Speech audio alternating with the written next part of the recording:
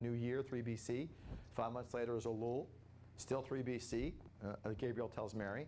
Then Elizabeth gives birth to John the Baptist, because 3 months later it says that Mary did with Elizabeth. That's what happened. And then Jesus is conceived a month later after that, in 3 BC, December, January, because we know that he's Sukkoted, dwelt amongst his people in John. He's fulfilled the feast of Sukkot, but he was conceived here, so that means still now it goes to 2 BC, 3 months later, because now Nisan's a new year, now it's 2 BC. Then 6 months later, it's Tishri, 2 BC. Jesus is coming out of the womb. He's 9 months old, according to the Jewish people, because you become a soul when you're in the womb, right? Then the Star of Bethlehem appears, and they see this, and this constellation, and they're like paying attention to this. Very interesting, by the way. They're seeing all this, and they start taking their trek. So they then take off. So right here, so the wise men begin the journey. Wise men begin their journey right here into Beth, right? So I'm saying here he's born in Tishri, but this is 3 months later.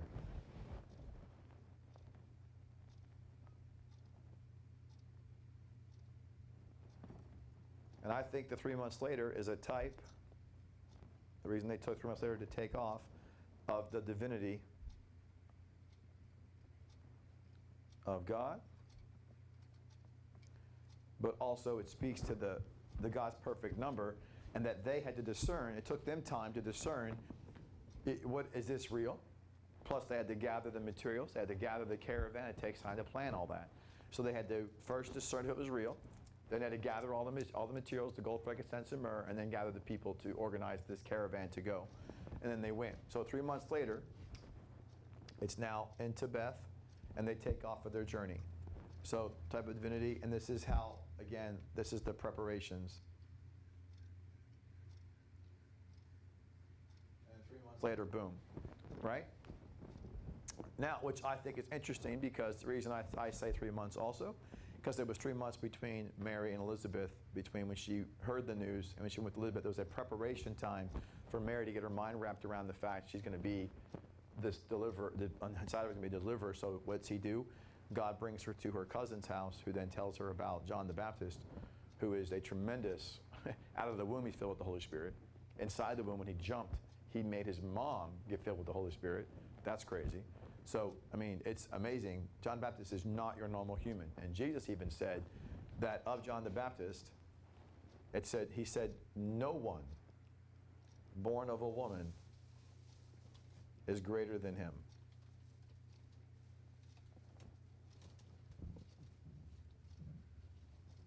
And he said he called him a friend. This is where we get this phrasing. Whoop.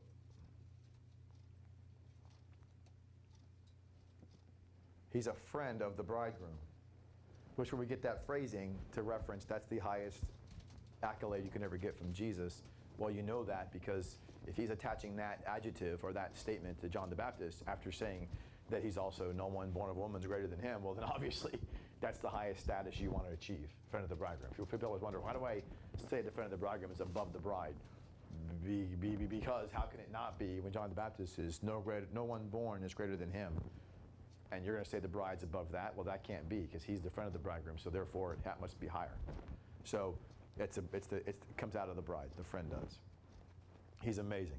John the Baptist is an amazing human being. So God did him a special, wow. There's no one else I can ever know who's recorded in the Bible out of the womb filled with the Holy Spirit. I know of no one that's said about. That's insane as a sinner. So, okay, so then you go through here, and there's a 3 month again here, it matches up 3 months here. So again, now it's 1 BC, now it's Tammuz, and they arrive. So now if it's Tammuz, that means it's, again, Jesus was born in Tishri. That's 3 months later before they took off. So 3 months before they took off. It's a 6 month journey. That's another 9 months in here. So they arrive at the birth of Jesus basically 9 months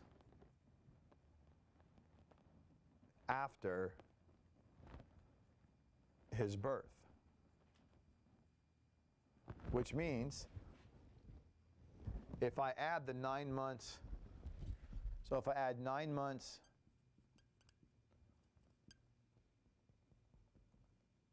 in the womb plus 9 months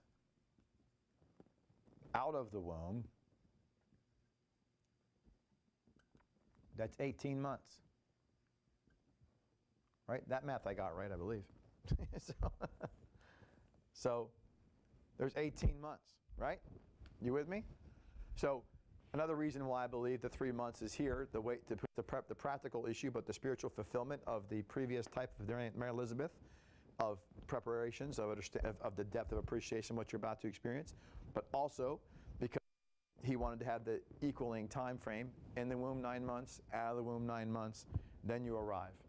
9 and 2, because remember the number 9 is a celebration of the fulfillment of all things, and he's fulfilled all.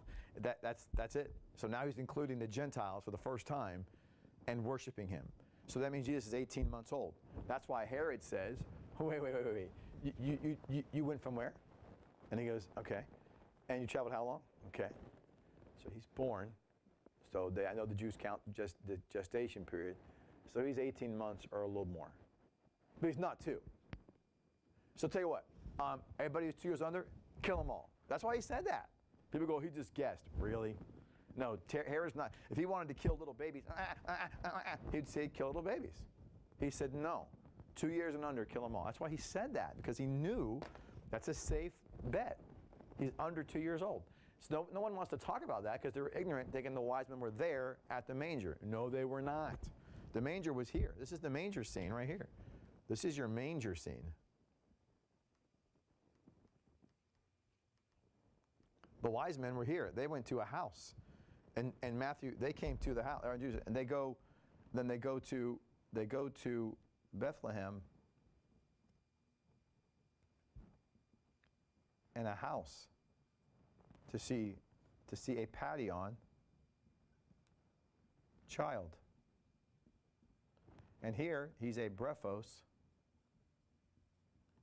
baby. That's what it says in the Bible. So yes.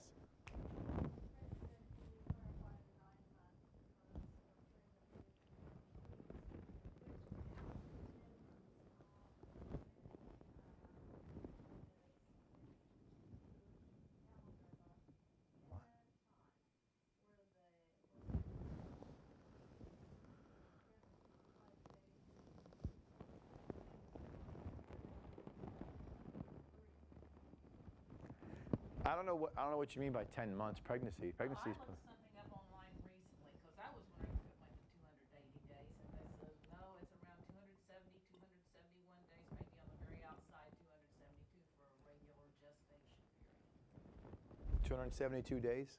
Tops for a regular gestation period. Not to say somebody couldn't go past that, but it would. So that's 9 months. Days is not the norm. So that's 9 months then. So 270 days is 9 months. Yes, I never heard of the 10 month before. I'm taken aback by that. I don't know what to say to that. I mean, it's out of the usual. Like Okay, so. I was wondering 280 days, but no, I was looking it up online. I put Jewish gestation period. That's what I found out. It said 270 days is the max. Well, it might go to 272 possibly, but 270 days. Okay, so 270 days is what Nancy Harbor's saying that she saw online about the Jewish gestation cycle of the child. So therefore, that's 9 months. I don't know. She said 272 days could be. Yeah, it might, but an extra day or two might, but. But it's typically 270, which is 9 months. The rabbis even said 9 months, even if a day had, even if a month had 29 days, the rabbis said 9 months. I mean, you can look it up, Jewish. Okay. Okay. All right. So I don't know what the 10 months. I'm taken aback. I don't understand that part. I'm just telling you what 9 months. So I don't know that. Tracy, you want to comment more on that? I don't know. But. Lady said, but the baby is about 38 weeks. Tracy said 280 days, 40 times 7.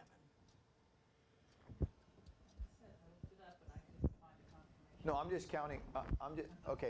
I'm just counting 207. I'm using what Nancy's saying here. If you go 270 days, and you divide that by 30 days in a month, that's 9 months. That's right at 9 months exactly. 270 days divided by 30 days in a month is 9 months. Jewish gestation period. So I don't know what else you're saying. I'm confused by anything else you're saying. I don't know what else to say to that. Tracy said 280 days, and That's only Thought it 10 days said more, though. correct, That's only 10, Preston. but the whole, okay, stop. That's only 10 more days beyond 9 months. So it's 9 months and 10 days max. Yeah, and I couldn't find a confirmation of that when I looked it up on. If you count, Because I was looking for it and I couldn't find it. again, because remember, 30 days into 270 days is 9 months.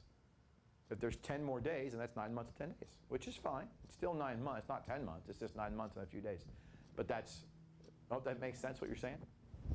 Yes? Tracy said 280 days. Did the Jews have a 30-day month? And Todd Yes. said, and full term is 272 days.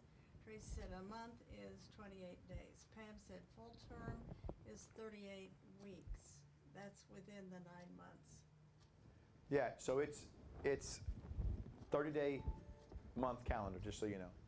We know that because God And said that. because- Tracy said full term is 40 weeks. You guys are going back and forth. I don't know, man. I'm not the woman, so I don't know. I never gave birth, so I can't comment. And Todd said, Tracy, where are you getting 28 days in a month? Yeah, I don't know where that comes. I don't know. The Jewish calendar is 30 days in a month, because that's how God counted it. And you know that from tribulation when He says the days, He puts it down there. He says at the midpoint, and you just do the 1260 days. You divide that, and that's your middle of the exact number behind 7.5 years. So we know the 30 days in a month because God even said it that way. So Tracy said 7 days times 4 equal 28 based on the lunar cycle. well, I don't care about that. I care about what God says. I don't care about that 7 times 4 thing. You're getting 28 from that. Yeah, I know what you're saying. I get you, but I'm not. I'm focused on God counting the months as 30 days. Remember, we added days, and the Jewish people added a month for their pregnant years. They averaged 7. They had 1 month 7 times over a 19-year period. Remember, and the Gentiles added 5.25 days.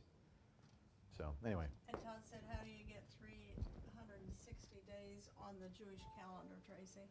Exactly, you don't. Using your math. Yeah. So. Yeah, 360 days in the Jewish calendar wouldn't come out to 360 if you used 28 days a month. You have to have 30 days in a month. So anyway. Tracy said, right, but that is what I'm asking about the difference between then and now. We added days. No, okay, so I'm saying that we added days 5.25 as Gentiles. The Jews added a month 7 times over a 19-year period. But the days were always 30 days in a month. That was always the case. All the Jews did, because of the seasonal changing of things, to make the feast days on the right season, they added a month 7 times over 19 years. That's on that agricultural chart at the very top. I go through and tell you about that. And so that's why it goes back to 2 weeks ago's lesson, that Gentiles and Jews have both toyed with the calendar, which is why now we can't determine what actual year it is exactly. We may be off by a year, and you're going to be off on a month before or after the month we're actually in. So that's what I'm telling you right now. We could be off by a year either way, and we could be off by a month either way. And that's just being generous. It could be a little bit more than that, but the month piece of it is pretty certain because of the seasons that we see. We could be, right now we're on a December calendar, but we could be actually in November or January.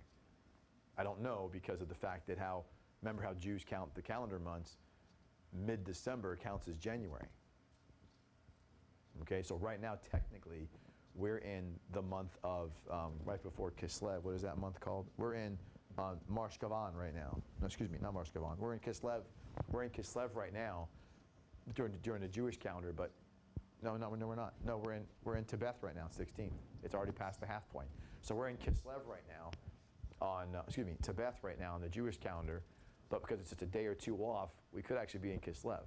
You see, that's what I'm saying. So, or if we're off by a whole month, then we could be in another. So you could be a month before, a month after, or the month in. It could be the real month that you're in. I don't know, but you're that much off because we're just a couple days off to be in another month, in the middle of a month because of how the Jews count their calendar, how we count our calendar. Yes. Tracy said, but I'm not understanding God saying 360 days, but we have 365.25. I know. Okay. God said 360 because that's how he has the Jews counting their months. We added 5.25 days from 45 BC under the Julian calendar. This is on the what time is it chart, by the way, in your book. So the Gentiles under Rome, under Caesar, added 5.25 days to the calendar. So that is ignored. That's why we adjust the year that we're in. We're not actually in 2018. We're about to say 2019 in January when it's not true. We're about to be in 1989 as of next month. That's the real year we're in when we adjust from 45 BC to 2018, about to be 2019. We're going to adjust those years. We've added it's all the calculations on that chart. Her computer's not working. She can't hear. Okay. But all this, I don't know what you're kind of getting. It's like you're forgetting something here. You're looking at a lapse of remembrance of things. This is on that chart. The 5.25 days God does not give respect to. That's the whole point. We're the ones who did that. God gives no respect to that. Vicky Zero. said the Jewish calendar versus the Gregorian That's calendar correct. that the Romans changed. The Julian calendar was from the Romans who used the Gregorian calendar. That's correct. The Julian calendar accounted. So the Julian calendar is the Julian calendar added days, and the Gregorian calendar added days with the leap year added in as well, which is where you get. And there's actually a big math equation for this, but if you do the math on it, it comes out. To make it easy, there's two calendars, Julian and Gregorian. The Julian added more days, actually 5 days. The Gregorian added a day every so often because of the leap year thing. Well, okay, so because of the leap year thing, they if you did the math on it, and I can bring you the equation, I don't have it in front of me, but there's an equation that's it's the exact same. So whether you want to go the long equation route of Julian to Gregorian, and it's the same thing as saying 5.25. Just say that. It's easier, and it's the same exact number. So 5.25 is the same as what they did when they took the Julian, added days. They added another 0.25 days to it, roughly what it came out to be when the Gregorian introduced leap year stuff, when they fiddled with February. So when they did that, that's what you get the 5.25 from. So it comes from both of those, 45 BC to that. They marred with it. Vicky They added. said okay, and Tracy is back. So again, remember, Tracy, so the 365.25, God gives zero respect to that. He could care less. I mean, not to say it like that, but God cares about everything. But it doesn't have any, he has no reference point, the 365.25 day calendar. He could care less about referencing that. So we're on in his mind, we're on a 360 a year calendar, period. We're on a 30-month day calendar, period. Now, man's a screwball and screws things up and messes things up and adds things and all kinds of stuff.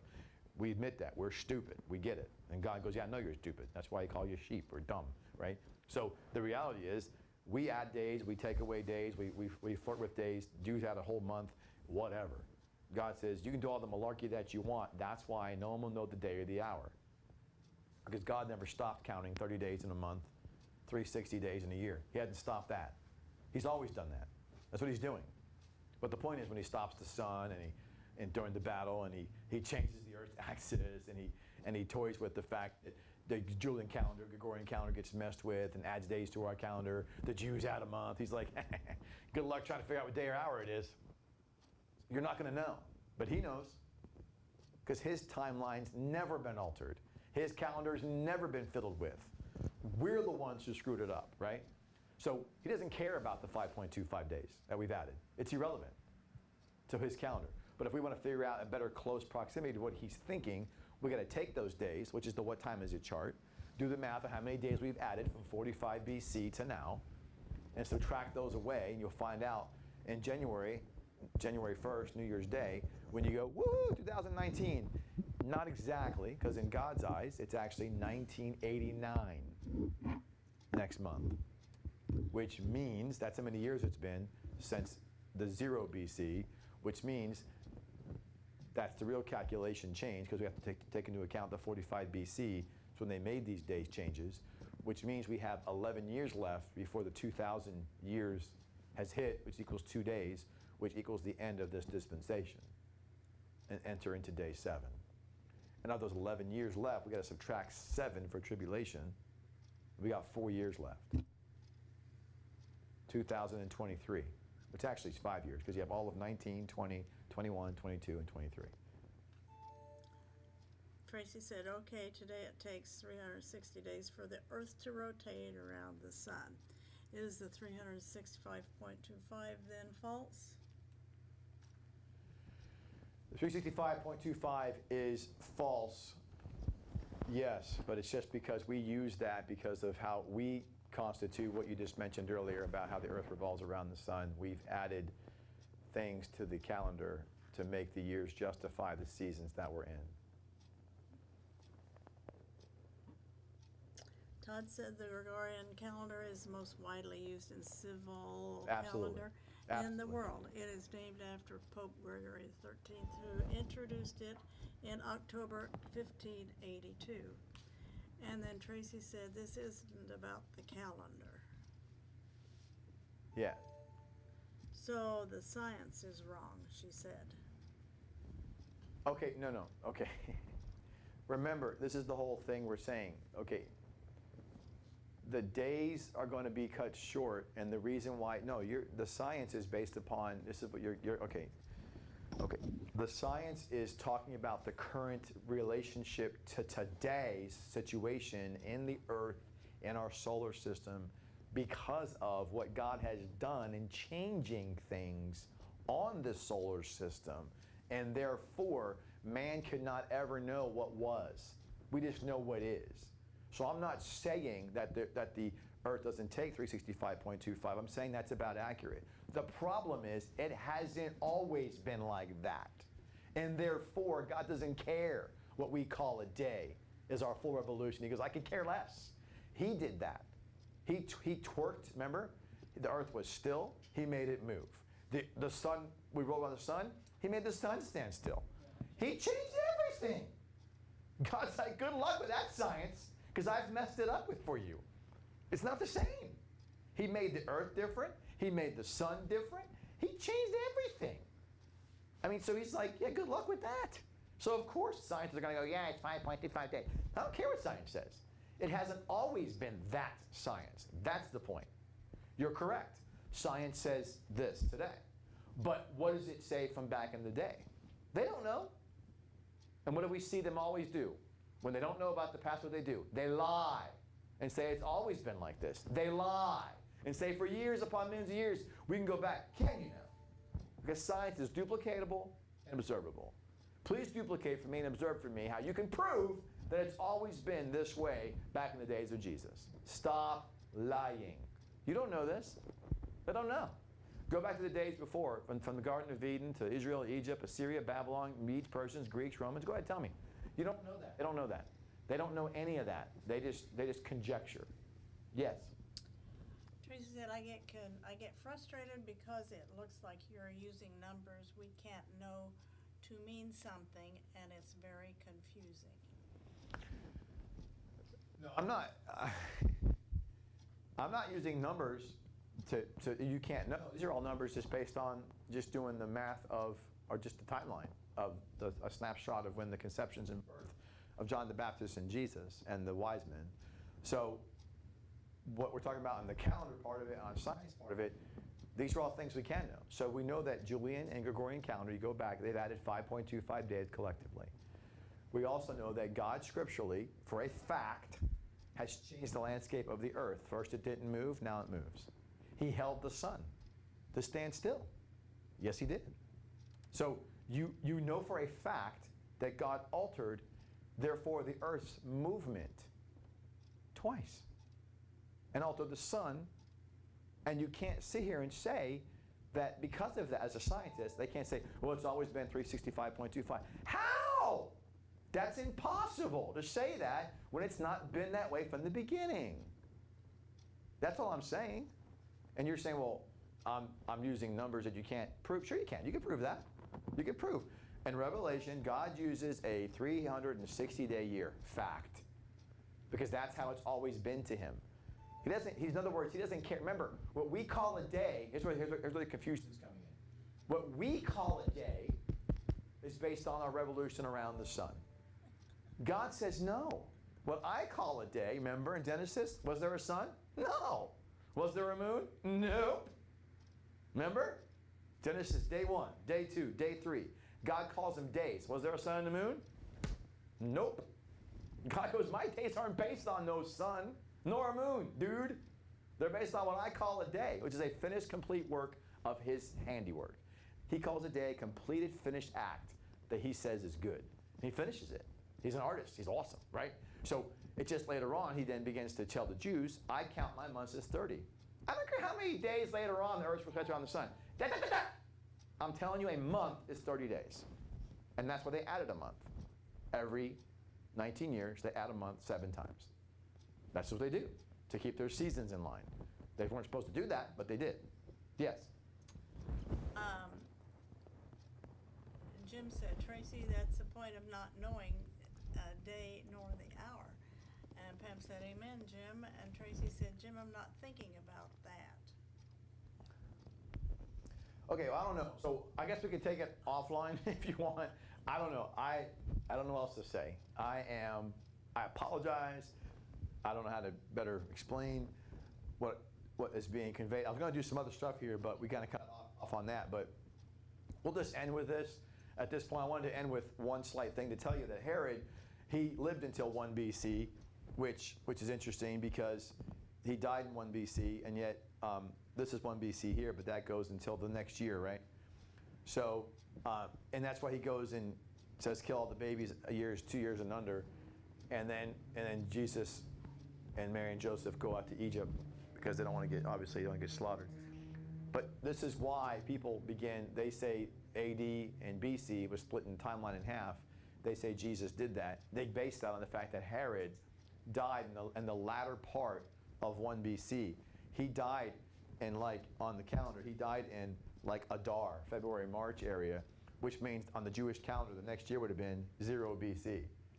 And that's why they say when Herod's death occurred in 1 BC later in that year, therefore they perceive that that's the beginning between Jesus' birth, and that's where we get the mistake of always saying he's born in 0 BC, because it means before Christ. That's when he was born. He's born in 0 to 1 BC. Well, they base that on Herod's death. But he died later in the 1 BC year. Okay? So we'll go next week into more of the lesson of Christmas. But I'm sorry for I apologize again. I don't know what else I don't know. I'm lost in what I'm not getting something here about what you're saying. I don't know what else to do about that, and I apologize. But like I say, if you want to talk offline, we can. I can answer. Maybe it's just a simple thing of my boneheadedness, not understanding, and you can help me understand. Because I mean, let's face it, I got issues. I'm a little slow here. So if you want to go through and ask questions about something specifically I wrote on the board that you're going, hey, that doesn't make sense, we can go through that. But as far as the summation of the days of a calendar and so forth, I'm not sure where you're going with it, because there's 3 facets of the numbers to conclude. One is that BC counts downwardly, and we just did the math on this. This is pretty straightforward. Then there's secondly the issue of a month. God counts it as 30 days, which equals 360 days in a year. But then thirdly, there's the science behind why does then science say the Earth goes around the sun 365.25 years it takes it. That is true, but that's not always been the case. And even if it is the case now, it doesn't matter. That's not how God counts a year. It doesn't matter. God does not count a year or a month or a day. He doesn't care how long it takes the earth to go around the sun. It's irrelevant to him. That's not how he counts a day. So that's the key issue there. Science hasn't always been like that, and God could care less what science calls a day. He told you in Genesis what he called a day. There was no sun and there's no moon in view. That's not my opinion. That's a fact. So he can say all he wants by his own indication in Genesis. So what science says? So what? So what? But it can't be reversed. Science can't say to him, so what you say. No. No, he's the creator. He can discard what he wants as what they call this and what they call that. That's malarkey. What he says goes, period. So, yeah. He said just like gestation isn't exact in each baby. And Lainey said, yep. Yeah, I mean, so anyway, so I'm sorry to, again, belabor that. If you want to get, we can talk offline and get through that. So let's continue to enjoy the Christmas season. Remember that This timeline was just to remind you of how the events transpired, how things came about, and how these wise men watched this star and how they got to this place and how old he was. And just an amazing thing to think about this whole thing along the way, and that they must have been looking to be able to see that star and then come from afar. It's really an amazing thing. So they were given a sign in the heavens. I was going to tell you to remind you that there's been a lunar eclipse. When Jesus was born, there was a lunar eclipse during this time. They project, going back to Tracy's comment, science projects. Now they're wrong based on their current, they're doing this whole revolution thing. So they project during that era, there was a lunar eclipse during this time frame of Jesus' birth. So lunar eclipse is when, you got the moon come between the earth and the sun. Or it's behind the earth, is it? Sorry, I wrote this down, I won't forget this. It's when moon's behind the earth, We get our phrase blood moon from that. So a lunar eclipse and a blood moon would, to me, always represent when God, he used it this time in reference to Christ, he used it as a reference to when God's blood was in a flesh of a man walking amongst men. So that may be why he did a blood moon back then. Now, of course, John Hagee says, 4 blood moons and all this stuff. Blood moons have not always translated into some mysterious thing in Israel. That's not true. It's a fictitious, fanciful lie. Look it up yourself. You'll find out there's many times a blood moon happened, and guess what? Nothing happened. So don't give me this malarkey.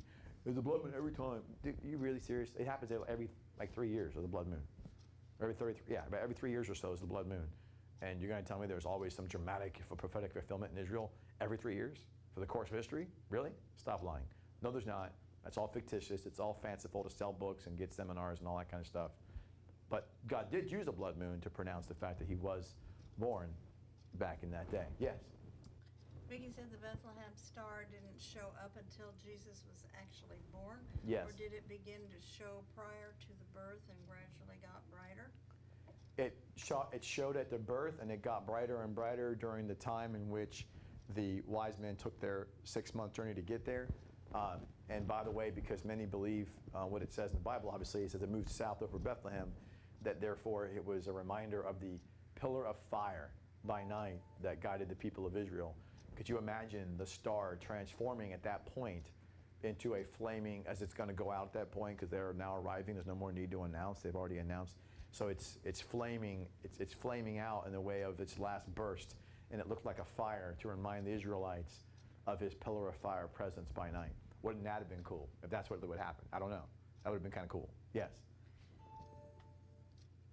Tracy said, was it a star or a comet? Did God just make this star show up and then hit it, or whatever happened to it? It was a star that shined. The star died then? The star, I think yeah. So we don't know for sure. We don't know what happened to the star. We don't know how long it lasted for sure. It doesn't comment. It just says they followed the star. So it was there for more than a longer duration of normal astronomy would say, but it was still there. I'm just putting out some astronomical factoids that are interesting to coalesce with that possibility that it was in line with celestial things that happened. But the star was shining and continued to shine to guide them there. But at the same time also when they got there, then it moved south. And that's what people think, maybe that's when it was burning out. So it wasn't a comet, that doesn't last that long. It doesn't last 6 months, right? So they were following it for 6 months. So it would last that long because they said the star, they followed it from the east and it led them here, which is a 6-month time frame. You don't follow no comets for 6 months, right? So it was a star, and the reality is at that point when they were done and they saw it go south over Bethlehem, that's when some people assert, I read about this, that they think that it may have been because God wanted to remind them of the pillar of fire, and maybe the announcement of God's birth has now been culminated because they're there, and he just, like one last firework kind of grand finale, he just burst it out like a flame, and it would remind them of the flame of fire by night, which I think makes a lot of sense. That could be cool if that would happen. I don't know that, but that'd be kind of cool if that was what happened. So it was a star. It did last more than 6 months. How it flamed out, don't know, but could have been that way. Yes? And Tracy said, to your earlier point, God could make the comet for 6 months. Well, I mean, to my earlier point, God can do whatever he wants. This is true. But it would just kind of be weird to I mean, comets, I don't know about, I'm not a science person, so I don't know how to, but as far as I know, comets are constantly moving. So, it doesn't, I mean, he can do anything he wants, granted, but, you know, I mean, there's no relevance that I've ever seen him do something like that. But then again, like you said, God can do anything he wants to do. Yeah, sure. That's an answer we can give for anything. God can do anything he wants to do. But you got to also have reference and reason to why he would have done that. What's he done in the past? He has changed. He has held back celestial things, but to change the inertia of a motion of a comet, that's kind of, I don't know. I guess it's possible, but I don't know. But anyway, so the whole thing about that is I was going to say to you was that, so the lunar eclipse, and then there was a solar eclipse when Jesus was crucified, which is a time of judgment, which is when it turns black, right? And of course, there was a darkness over the face of the earth when he was crucified. Coincidentally, there was a solar eclipse during that month and year of the spring of AD 33, 34. It's interesting, because it's 83 on a Gentile calendar, but it's 834 on a Jewish calendar. And because of because March, April is the new year for the Jews. So that's when there was a, interesting enough, blackened solar eclipse. Interesting. Do you know when the next solar eclipse is for Israel? Is December. I wrote these down. So the time, to me, the solar eclipse is more important than lunar, because solar represents a judgment. That's what's going to happen to them next, right? No offense, I'm just saying. God forbid, I love our Jewish people. But these are the next 4 solar eclipses, the total solar eclipses in Jerusalem. December 26, 2019, which is interesting in the month of Hanukkah. I find it interesting. That's next year. And then you have June 21st of 2020. So October 25th, 2022, and then August 2nd, 2027. If you look at those dates and you think about those, the first thing in my mind, I'm not saying these are the dates, I'm not putting dates out there, was Dome of the Rock destroyed, temple being rebuilt, first wave happening, and then the Antichrist in the midpoint revealing himself as the beast. Those dates kind of align to that. And I was like, that's kind of weird. I'm not saying those are dates I'm going to go hang my hat on. I'm just saying that, to me, if I'm going to look at any kind of a sign, it's the solar eclipse, because that brings darkness, which is a time of judgment, which God used back in Exodus, for the time he was crucified. So why wouldn't he, I don't know, I mean, because he did talk about signs. And they were reading signs of his first coming in the heavenlies. So that could be interesting. Not on the earth, signs in the heavenlies. So interesting, right? So anyway, yes. And he said, my birthday in August. There you go. See? So just interesting food for thought. Remember, before the darkness of these things happens, the first thing we're looking for is Dome of the Rock to be destroyed, followed by probably about 9 months later to 6 months later, the temple being built. I would say 9 months to be conservative. Then after that, you're talking about a peace treaty happening, and in between those periods, there's going to be a wave. So and you got 2023 is the latest a peace treaty can be signed, based upon our current knowledge of our ignorance, of our limited understanding of a calendar. To Tracy's point earlier, we don't really know what exact month it is. We don't really know what exact year it is. We could be off by a year. We could be off by a month either way. So within that being said, roughly we have 4 to 5 years. But if you really take into account what has to happen before the final peace treaty, we actually have 4 years before the actual shoe is going to drop of the Dome of the Rock and the temple. So that's a pretty interesting time that we're living in. So I'm just saying. Yes? Pam said a great day for a rapture, Lainey. Yeah, right? So let's but that actually is too late in time though. It's 2027. We should be long gone by then. But it's a great day for a rapture. If that's what I think it is, there will be a rapture on that day for those who are 60 and 30 fruit around that time frame. There's going to be some waves going on during that, so that's going to be interesting. So let's close and pray and continue our time this weekend. So Father, we thank you for this time we've had together with you. Thank you for your love, your support, your enlightenment, and just your understanding. Help us to continue to grow and learn just from you and understanding how you think and how you communicate with us, Father, during this time of the year and Christmas. Be thankful and grateful for all you have done, continue to do in our lives. We thank you for being just our loving God and our faithful Father and just our awesome Savior, our coming bridegroom. We ask all these things in Jesus, Yeshua's name. Amen. Sorry I went over time. I apologized. And I'm sorry for the confusion, Tracy. I'm sorry.